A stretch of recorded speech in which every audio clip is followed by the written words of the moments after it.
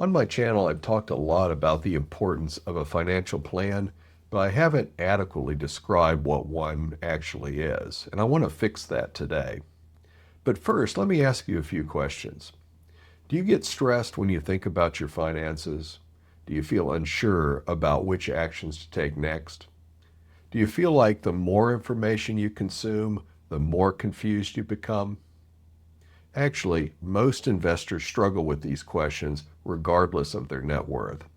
By the end of this video, my goal is for you to feel comfortable with your plan, or if you don't have one, to feel confident in putting one together.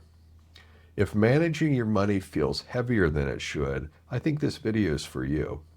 And also, please take a moment to like the video and consider subscribing. So the core problem as I see it is complexity. In my experience, financial stress isn't usually about a lack of money, it's about a lack of clarity. We tend to clutter our lives with so many details and decisions that we become mentally overwhelmed. So the first job of a good plan is to declutter. The key to this is to make your financial decisions as automated as possible. Think of automatic payroll and checking account deductions that you set and forget. This simple action removes the burden of choice, which frees up some mental bandwidth. Equally important is that people who use automatic payments are more likely to consistently invest and stay current on their bills. We get in the habit of money being taken out of our checking account or paycheck before we can spend it. And this seems like a small detail, but it is a proven method to build wealth and stay out of debt. So in its simplest form, a financial plan is an agreement you make with your future self. It's a map that gets you from point A to point B. You could think of it like a road trip. You don't just drive and hope you hit the coast. You pick a destination, you check the map, and you pack the essentials. So if you can plan a road trip, if you can plan a vacation, you can certainly create a financial plan, no problem. Let's look at a real-world example. Let's say there's a young man named Alex. He has $30,000 in debt, zero savings, and he's under a bit of stress. He's also been burned by stocks and thinks the market is a casino. He is paralyzed by the weight of his situation. So to help Alex, we have to distinguish first between a system and a plan. And let's use some analogies. Think of your health as your system. You set up some rules to live by in order to stay well. You're going to eat healthy, you're not going to smoke, and you're going to stay active. Now your plan is the specific menu, the foods you're going to eat day in and day out, and the exercise schedule you're going to follow. So finance is the same, it works the same way. The system is your rule to pay yourself first. The plan is the automation that moves the money.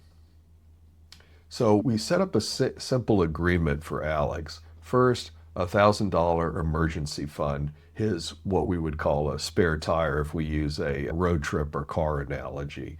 And that emergency fund is built up with automatic deductions. Second, we're going to make automatic payments to tackle his debt. So by automating these moves, first to build up a emergency fund and then to automatically every month, every pay period to pay down his debt, what we're doing is we're simplifying the process. And Alex no longer is deciding each month, oh, how much money do I save? How much do I apply to my bills? It's already set. So he simplified the process. And this creates a habit. And the habit we want to develop is consistency, not perfection. Think about your own life. You're probably juggling a lot of responsibilities with your financial life as just one of the many items on your to-do list. Clutter can represent a type of complexity that adds unnecessary actions or results in unwanted inactions. This condition cuts across the spectrum of investors, from beginners to high net worth individuals. The key point here is that complexity is risk, simplicity is a strategy. In its simplest form, your plan is the agreement to make monthly payments to yourself and your creditors. Your system are the rules on how you increase income and decrease debt. Rules like think before you spend.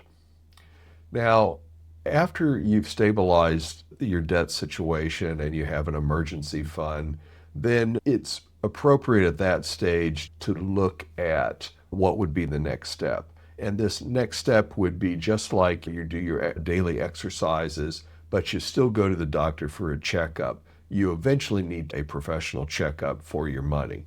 When you move from stabilizing to wealth building, I think it's necessary to seek out fiduciary advice to ensure your plan is optimized for the long term. So the desired outcome of having a system and plan is peace of mind.